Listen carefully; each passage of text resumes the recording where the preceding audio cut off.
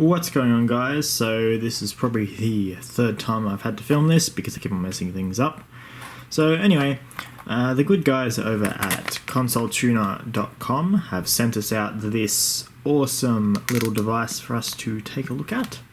And this is the Titan 1. Now, if you're unfamiliar with this device, what it basically is, I guess you could call it a man-in-the-middle sort of device. It sits between your controller and your console or your PC, and it lets you load up different profiles, say like rapid fire, things like that.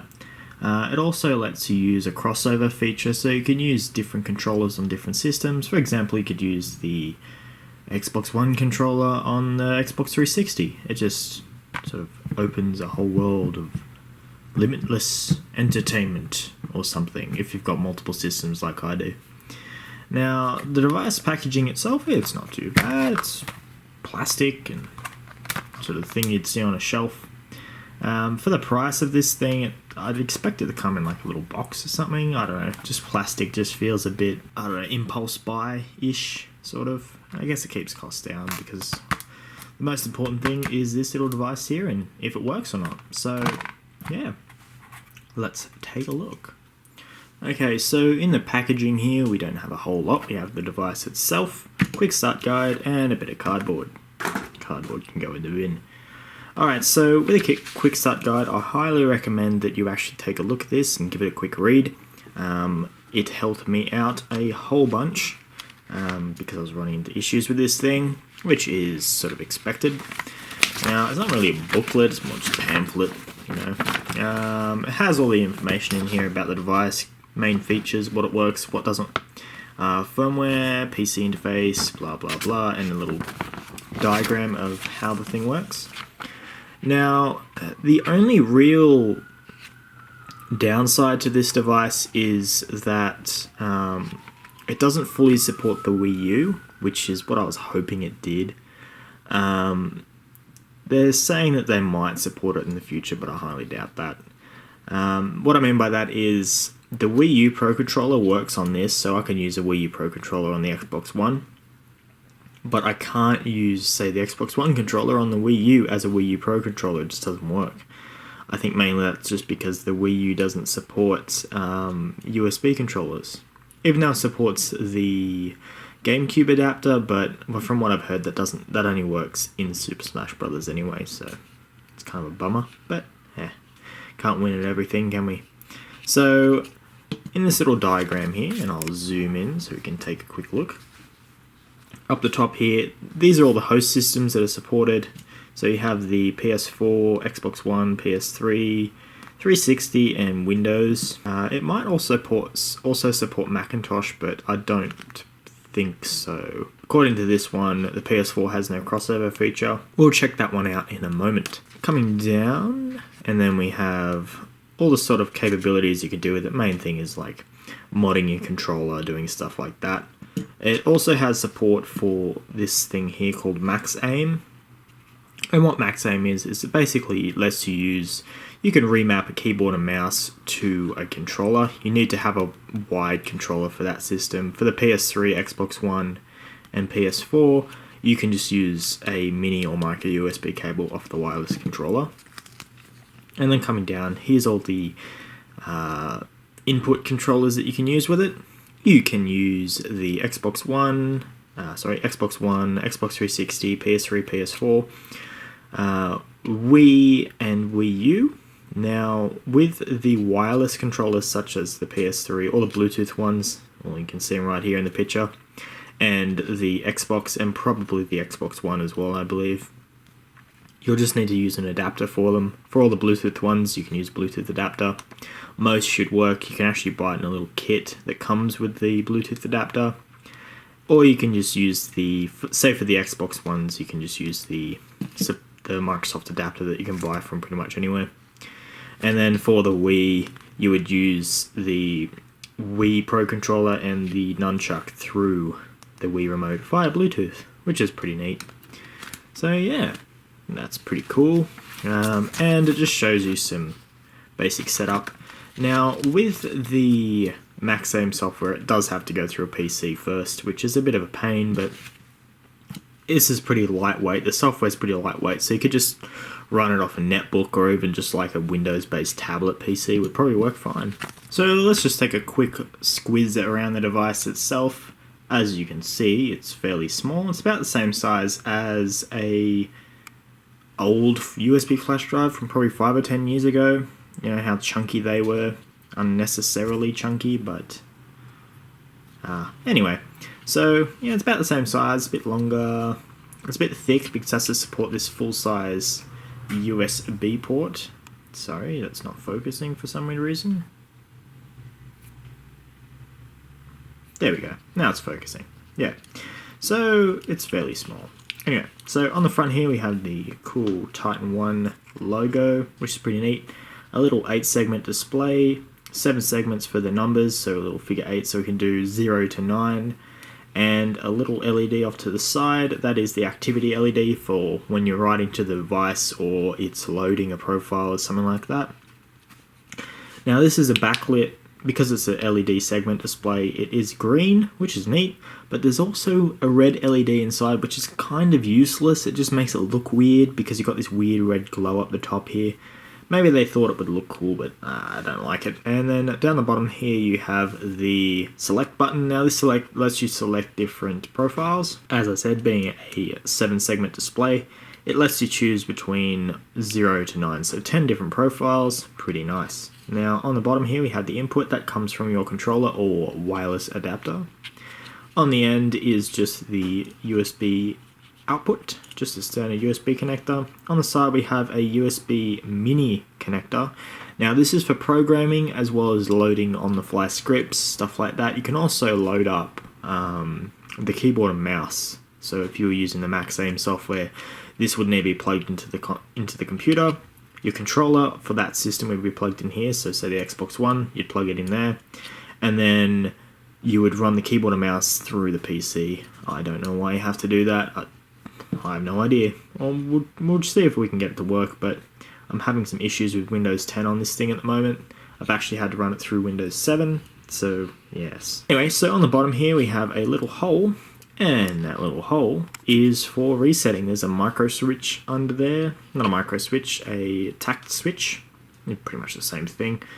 You hold that down and you can reset the device back to factory. I believe it just erases the user side of the firmware, so if you do brick this, which apparently happens a lot with devices like this is my first sort of controller modifier device. There's another one you can get that's floating around the internet. And yeah, so I don't know, we'll give it a go. Alright, so let's see if we can get this thing to work. Okay, so just a quick sort of demonstration of how you would set this up. Say if I wanted to use the PS4 controller on the Xbox One, all I would need to do is plug this into the Xbox One. So just imagine this cable is connected to the Xbox One. It's not, but just imagine. Use our imagination, okay? So you plug this in, it'll say AU, means authenticate. So what you would need to do is, I'll just move that out of the way for now. You would need to take a micro USB cable and plug it into here. And then you would get the other end, whoops, punch in the camera, everything, it's fantastic. And then you would plug it into the Xbox One controller. It would load up, it should prompt you that it's done, it should say OK or O or something. And then what you can do is you can unplug this end from the controller, and then you can plug it into your PS4 controller and it should auto remap from there. And then you can skim through, change all your profiles, stuff like that. Pretty basic setup. If you're going to be using it wirelessly, I'd assume all you'd have to do is just plug in the little wireless adapter into the end here after it's authenticated, and it should boot up fine. Okie dokie, so if you've just got this device and just set it up initially, you can, in the settings, I'll show you in a minute actually, but in the settings you can choose what this device acts as by default.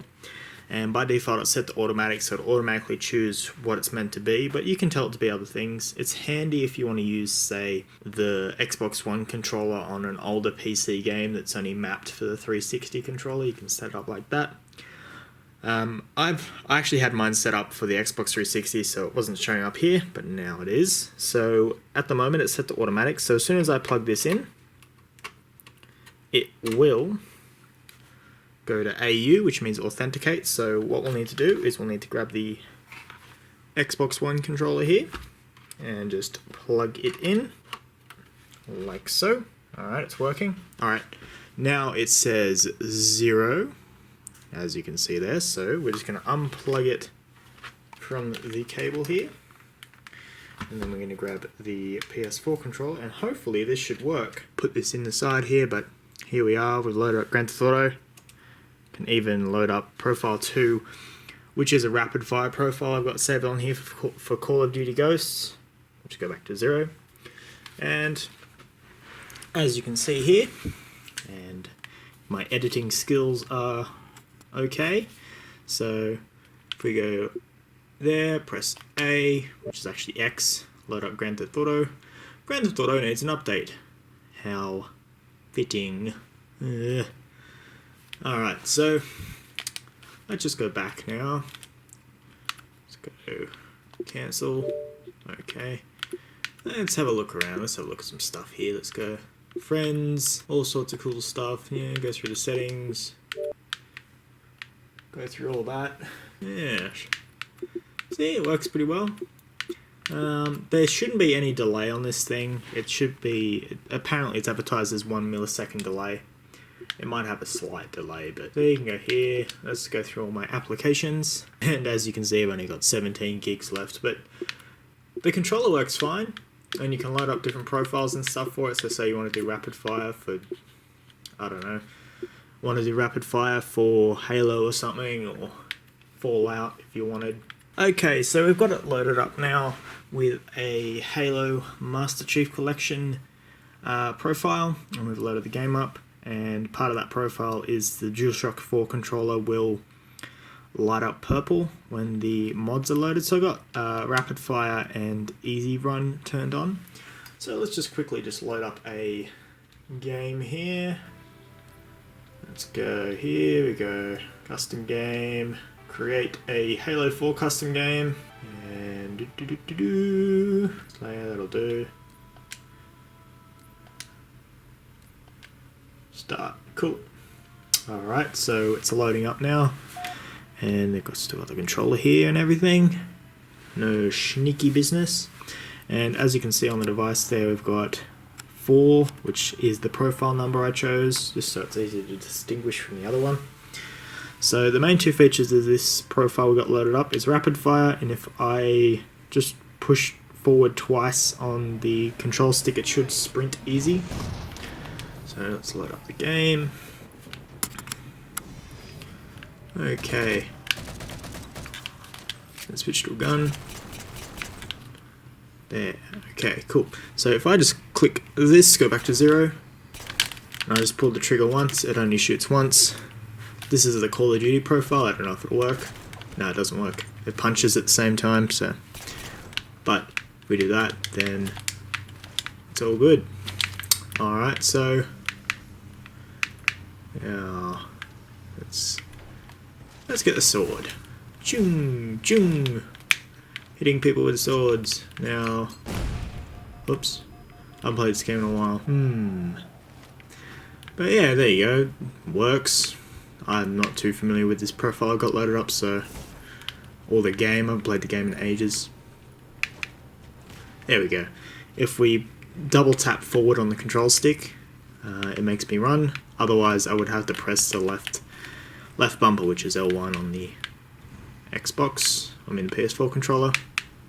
So let's try that again. There we go. Had to sort of press it 3 times actually. But there we got easy run and rapid fire, all sorts of stuff. Now if you press, I think it's a whole bunch of different buttons, you can actually turn the mod off. There you go. I can't do it. There we go. I think you have to press share or back, start, and A to turn the mod on and off. So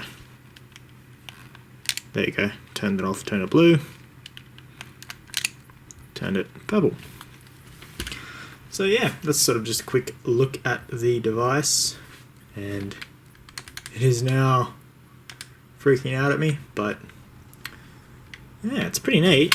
There are a few problems with it, namely just it locks up sometimes and it doesn't support the Wii U properly. Okay, so here's the PS4 and we'll just try that crossover thing, see if it works. Okay, so it's just scrolling through now. Let's see what happens if I actually plug something in. There we go. So it's saying AU, so authenticate. Okie dokie. It's loaded up there, so if I just unplug the PS4 controller and okay, so it's still saying AU, but the actual controller itself is working, which is kind of weird. I'm using the Xbox One controller right now, and everything seems to be working. If I turn on the controller wirelessly, the PS4 controller wirelessly, it doesn't like it.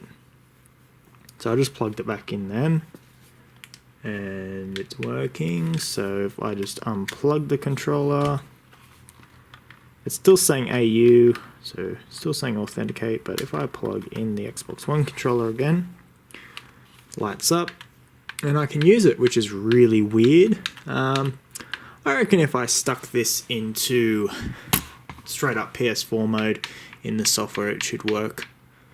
I'll be right back. Aha! I worked it out. Well, kind of. Plugging. I've got the controller set up. This thing set up at the moment for straight up PS4 output, and goes 0. And I can do stuff on the console here. You can't really see what I'm doing, but see, it still says AU. This might be a firmware glitch or something on it, but at least the controller works from what I can see. Now, I probably can't load up any profiles or anything on this thing, so that's a bit of a bust, but just for a single controller, just because I like the Xbox One controller more. It does seem to be working at the moment. I'll just show you. That's a really bad angle, but you can sort of see that scrolling left and right, up and down. So if I go up here, we go. Let's go to settings, software update, and there you can see it's got a software update available. Cancel, backwards, yada yada yada. Yeah, it's all working. So let's just take a quick squiz at the software itself, and then we should be done. Okay, so here's the software, and in the right hand corner over here you can see the device, and there's its unique identifier or whatever they want to call it. And along the right hand side here is all our profiles. See, we can load up 9 profiles. Sorry, I thought it was 10. So here on profile 2 I've got Call of Duty Ghosts. Profile 4 I've got Master Chief Collection, and various people can make these and stuff and upload them. You can also do scripts and things as well. So let's just go here to this one and we go trash, delete it. There we go, it's deleted off the device. And then we can go, well, let's see, what games have we got? I've got Battlefield Hardline here, so let's go here and we just drag that across, pop it onto profile 4, and it gives us some of the options we can predefine. Most of these scripts have built-in program functions, like with actual controller mod chips. You punch in a sort of a combo of different buttons, and it loads up a menu, flashes the LEDs on the controller, and tells you, basically lets you choose different options for the device. It's kind of a pain in the butt because it's very slow to do it that way. It's a lot easier to do it through a GUI like this. That's another reason why I like this device. So here we have rapid fire, so optimize rapid fire adjustable. It'll have a description there on the website or wherever this one came from about what this stuff does. Most of these game packs are actually on the Console Tuner website, so you can just have a look at them over there. But let's go. We want default. We just want optimize rapid fire just to make things easier. And then you can change the parameters for it, so how many times it presses the button, I guess. I don't know. You have to read me about this one, but Then we have burst fire, 1 bullets per burst, blah blah blah, not too shabby. And then fire mode, secondary rapid fire, this is probably for your grenades or whatever. And then the intervals, it does that. And then scope mode, we can go quick scope, adjustable, and again, it'll tell you in the readme for this one what it all does. Now, once you've done that, you can just go close, or if you want to reset them all, you can click this button down here. It says reset all parameters. It's not too difficult. And then you can look up the readme for it here. There's something wrong with my Windows 10 install, so if I click that, it'll probably crash. Yeah, it'll crash. So, but it does actually work. I've tried it in a virtual machine. It does bring up the little readme file for it, which is pretty neat. So we go close, we go here, program device, and then it tells you how many slots you've used at the moment. I've got 2 that can be used up. And it tells you how much is there, and the config files for them, because they are on the fly configurable using the controller. So we go entering program mode, it's writing to the device, and it's blinking and stuff, and there we go. Timeout error. That's one of the things I've been having with this thing. Every now and again, it won't, it's not showing up all the time. It's mainly a thing to do with Windows 10, I believe, because in a virtual machine this does work most of the time. Okay, so let's try this again. I just replugged it, and it's doing the flashy thing that it's meant to be doing. So we go here, program. There we go, now it's writing to the device. Maybe it's a dodgy USB cable, I don't know, but half of the time it doesn't actually load it.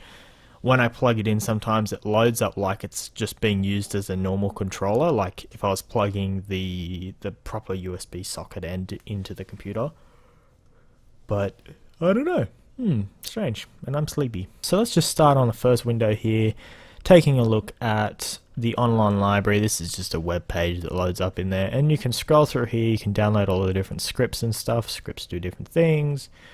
You could do rapid fire with anti-coil, stuff like that. So we go download here, brings up this thing. I'm not too familiar with what I'm meant to do with this, but I believe if I just go here, there we go, build and run, there we go, and then you can, it's basically like on the fly modifications, running scripts and stuff.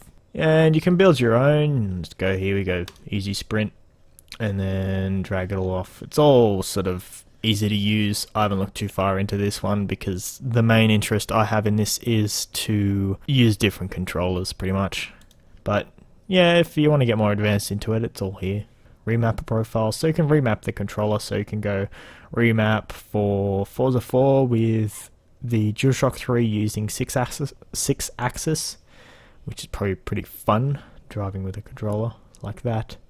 And I'm just rambling now, but there's a whole heap of different stuff you can do here. You can, this one up here for DualShock 6-axis pairing, that lets you pair it to the Bluetooth dongle that you're going to plug into it.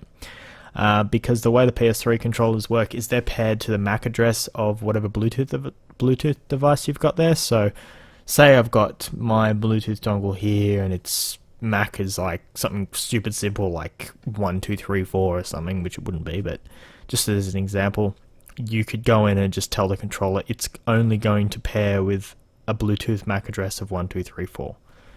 It's pretty neat. I believe you can do the similar thing on the DualShock 4, but I haven't looked too far into that.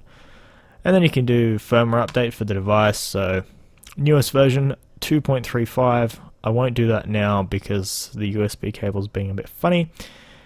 And it says, however, GT Tuner needs to be updated before your installation of new firmware into your device. So we should update the firmware, shouldn't we? Not the firmware, the software here. So I'm going to go ahead and do that later on today, but yeah.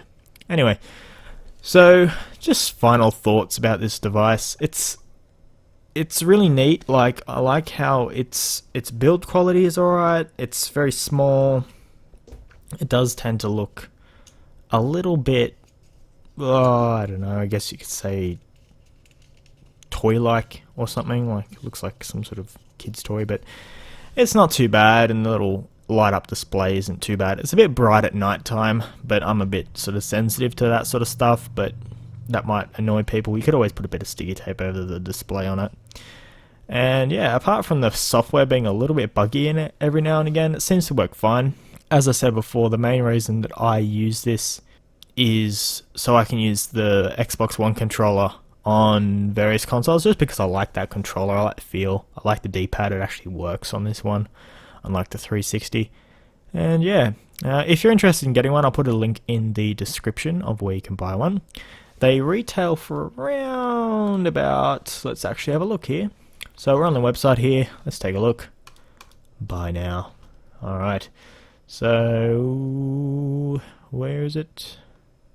Okay, so they retail for $59.95 US, so that's about $1 million Australian dollars or 10,000 Canadian pesos.